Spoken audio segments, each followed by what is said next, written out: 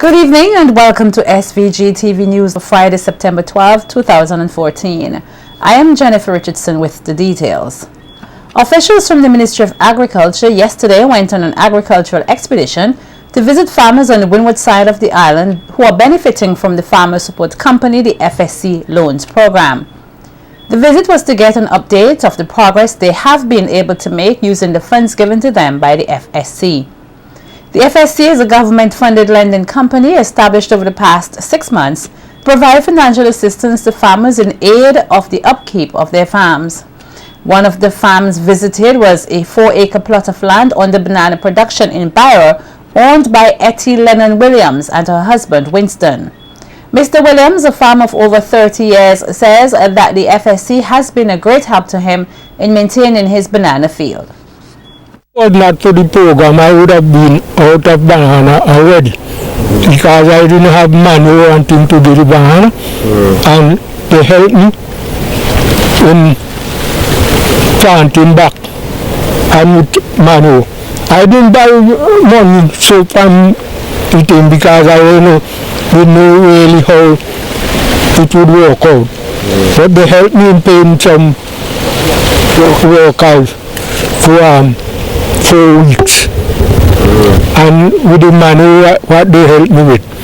So that put me back in the business of the banana. If it wasn't that, I would have been out.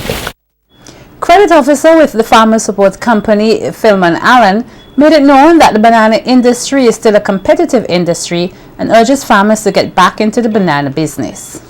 Re-establish themselves in bananas because of all we tried so far, banana is still the most potent of all the crops that we have.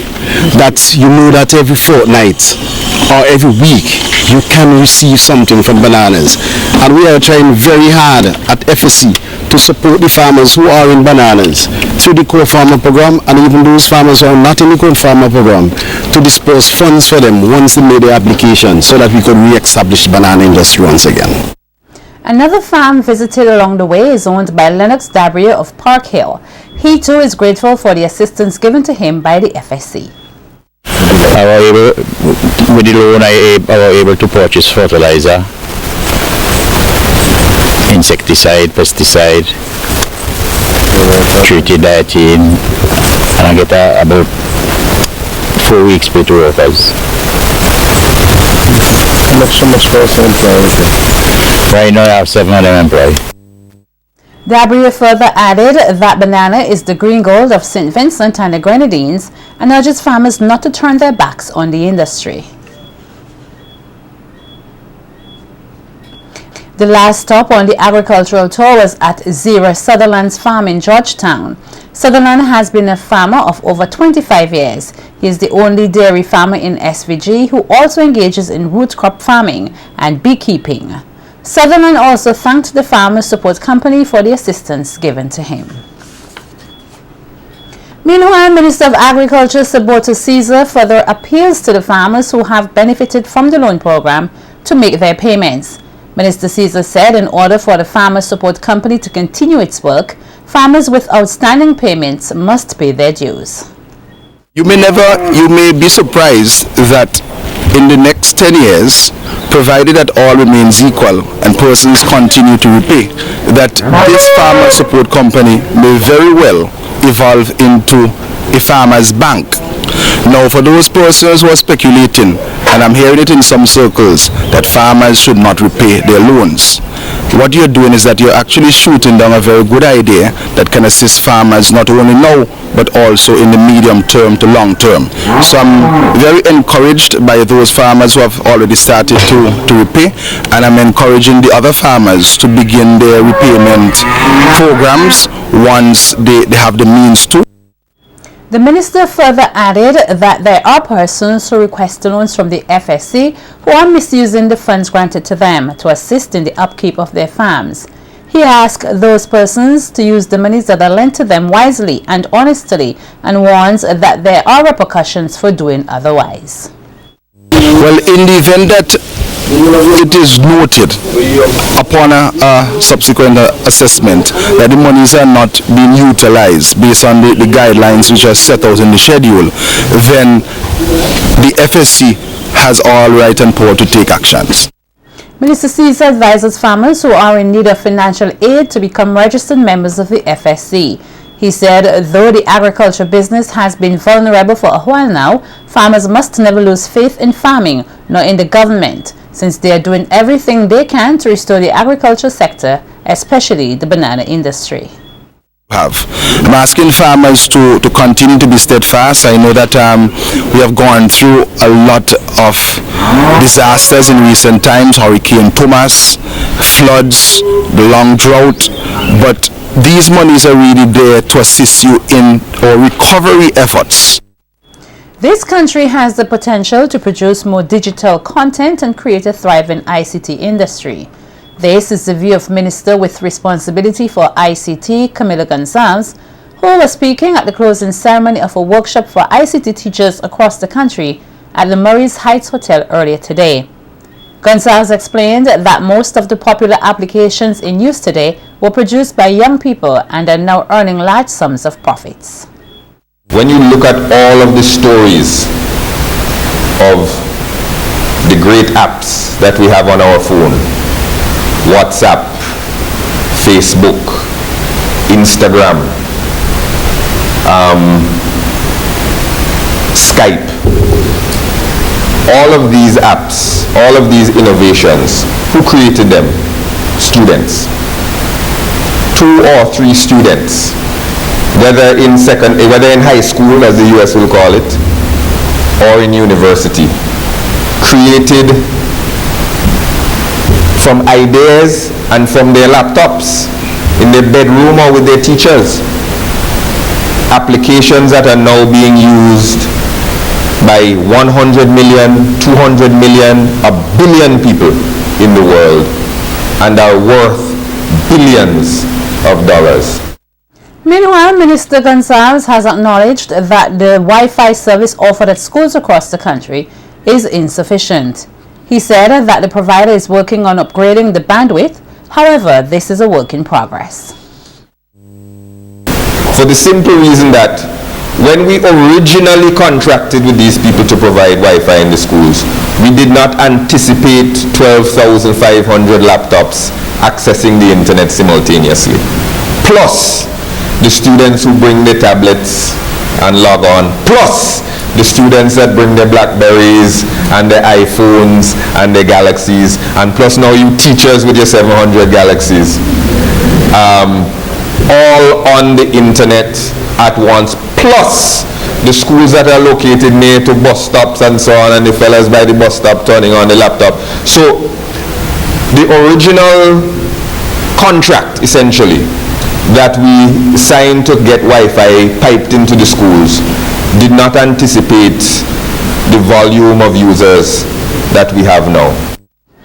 In a report on the workshop, IT Education Officer Shaniata Ramsamrouge says of the 700 teachers across the country expected to participate, 636 teachers successfully completed the program.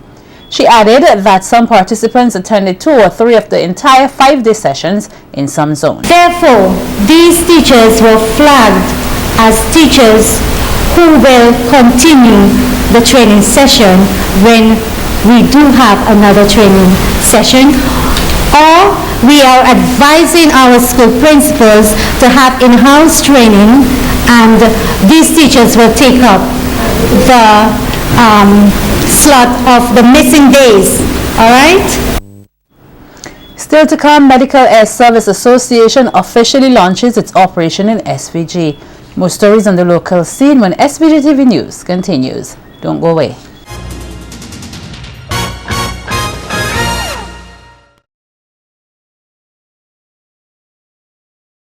Welcome back. The Medical Air Services Association, MASA, today officially launched its operations here. Senior Vice President of MASA, Reggie Anderson, says his company is extremely happy to have the opportunity to provide Vincentians with a peace of mind through its medical air services. Everybody kept asking, where's the office? Where's the office? When are you going to get an office, here in St. Vincent? Well, I was here last year, September the 20th. Today is September the 12th. Yeah. And we have an office here in St. Vincent now, so it took a full year. I want to thank you all for welcoming MASA to St. Vincent. And country manager of MASA SVG, George Gordon, says they are committed to doing exactly what they are promising Vincentians in times of medical emergencies. No hospital in the world can deliver all services, first of all, right? You have hospitals specializing in burns, cancer-related stuff, head injuries, and so on. No hospital in the world can do that. So what MASA essentially does is to unify all the resources, the medical resources of the Caribbean, so that Vincentians can benefit from what Trinidad has. Trinidadians can benefit from what Puerto Rico has, or the United States, in terms of medical treatment. And this is why it's so important. People that sign up with us, they're responsible people that are looking out for their family, that are securing them just in case something happens and you need to be evacuated to another island or hospital facility. Gordon is urging Vincentians to visit their new office and inquire as to how they can benefit from MASA's services. As Mr. Reggie Anderson said when we came here a year ago, and was primarily to assist the police force of St. Vincent and the Grenadines, and obviously to also offer this product to the rest of the general public.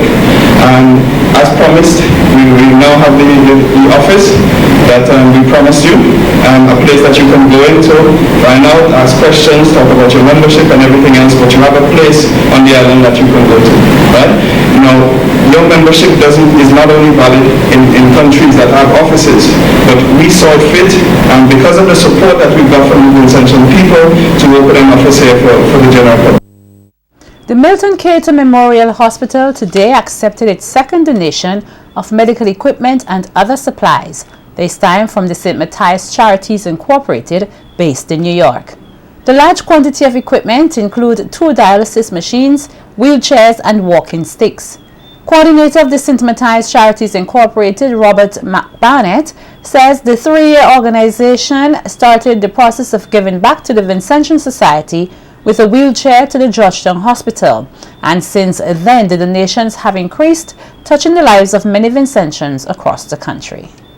Our goal is to go throughout St. Vincent and the Grenadines and try to work with the people of St. Vincent and the Grenadines and assist in whatever area that we can. We are hoping that we'll be able to do much more.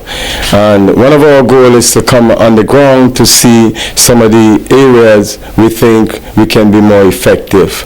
And we were able to identify some of these areas, so we'll be working more closely to assist in those areas. We continue on a regular basis to send medical supplies to St. Vincent and the Grenadines, and we will continue, and it's our hope that we will be able to cover every clinic throughout the country, from Fancy all the way down into the Grenadines. We are hoping that we'll be able to do lots and lots of other stuff, especially in the area of education, because we believe that the kids are the future, and they are the one who is going to be taking the reins and take us into the future. So we are looking forward to work with the kids, that they could excel in every area, whether it's in technology or any other area. We are looking forward to see what we can do to help in sports and other areas. Expressing thanks to the organization for its latest donation to the hospital, Minister of Tourism and Culture Cecil Mckie gave the assurance that the items will be put to good use.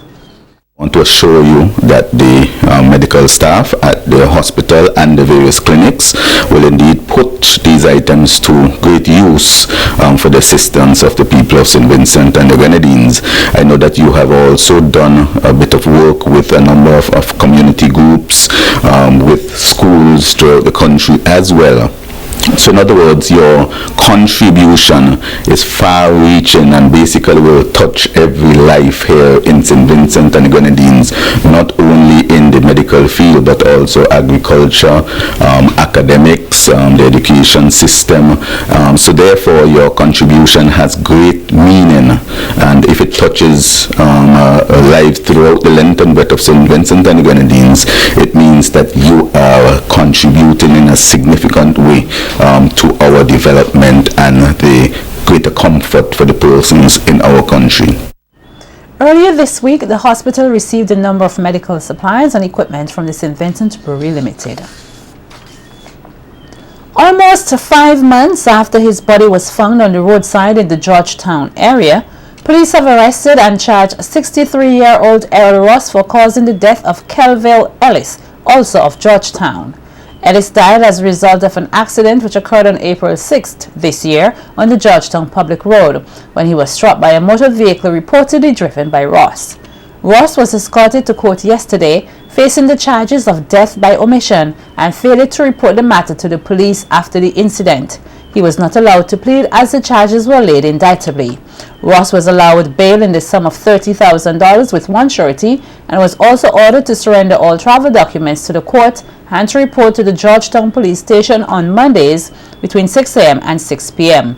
The matter has been adjourned and transferred to the Serious Offences Court for the preliminary inquiry set for December 3rd, 2014.